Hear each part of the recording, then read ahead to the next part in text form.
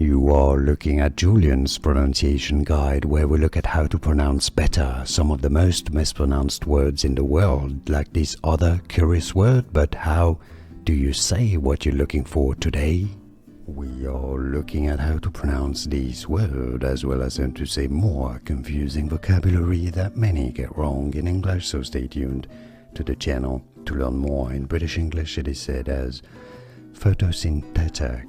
Photosynthetic, stress on that fourth th syllable. In American English it is generally said as photosynthetic.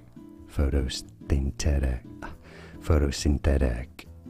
in American English, or photosynthetic in British English. And now you know it's a mouthful, I know.